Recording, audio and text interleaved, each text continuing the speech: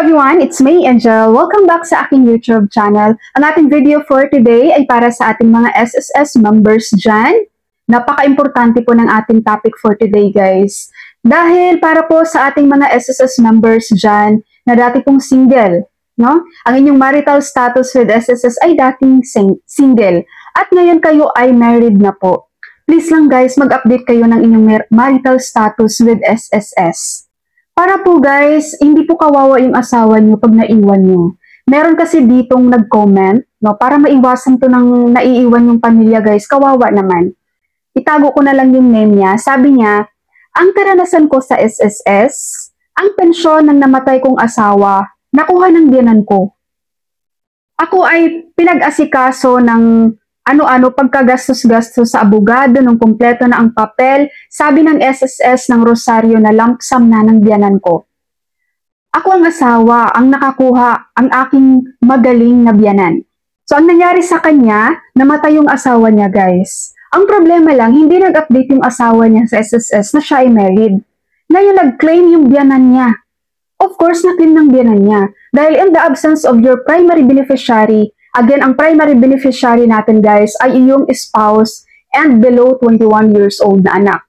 E ngayon, kung single status ka naman sa SSS at nakikita ni SSS, oo nga single ka, wala ka namang asawa dito, wala kang anak, of course, ang susunod niyang beneficiary mo is your secondary beneficiary, which is your parents. So, nag-claim yung biyanan niya, yung mother, yung parents nung namatay na member at naibigay sa kanya ni SSS ang lump sum. Samantala, kapag ang nag-claim po nito ay ang iyong asawa at ang iyong below 21 years old na anak, magpe-pensyon sila. Sila ang magpapatuloy ng pensyon mo guys. E katulad nito, hindi siya nag-update ng kanyang marital status with SSS. So ang naging secondary beneficiary niya talaga sa SSS record is his parents. So kawawa naman yung asawa niya na naiwan guys, na dapat ngayon ay nag-uumpisa yan ng kanyang monthly pension. Buti sana kung yung mga biyanan nyo dyan guys ay mababait, no? Kapag yung biyanan nyo ay may asawa naman na yung anak ko, hayaan mo na siyang mag-asikaso niyan, okay lang yun, kahit hindi ka nag-update ng iyong marital status with SSS. Dahil kapag nag-claim yung asawa mo dun guys, ang katapat lang yung marriage certificate eh.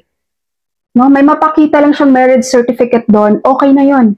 Siya na yung magsasalo ng pension mo na naiwan. Eh ngayon, yung biyanan niya yung pumunta ng SSS, natural. Eh, hindi siya nakapag-update ng kanyang marital status. Sa kanyang biyanan talaga napunta na lump sum. Kaya kawawa ang kanyang naiwang asawa. Kaya sa ating mga SSS members dyan guys, mapalalaki man kayo, mapababae man kayo, kung kayo ngayon ay married na, please mag-update kayo ng inyong marital status with SSS. Pupunta po kayo sa mismong SSS branch, mag-update kayo doon ng inyong record, no? Dalhin nyo ang marriage certificate, birth certificate ng spouse nyo, and birth certificate ng mga anak nyo kung meron. Ang dami pa naman ditong mga SSS members na ang tatamad, lalong-lalo na yung mga matatanda na guys, yung matagal na, di ba? Hindi na nila tinitingnan yung records nila with SSS eh. Kung anong year, ang pinakauna na nag-claim sila ng SSS number, ayun na yun, hindi na sila nag-update ng record nila. Hindi na nag-update ng marital status, ng address, o ng kung ano pa man ang dapat i-update sa SSS. Okay po, sa ating mga SSS member dyan guys, this is lesson learned to all of us SSS members.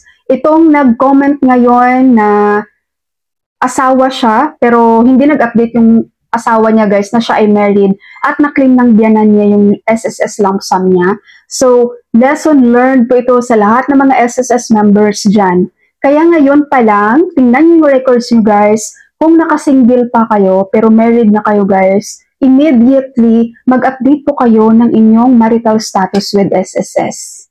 Okay po, SSS members, you may share this video guys para marami din pong makaalam. Marami pong salamat sa inyong panonood and God bless you all.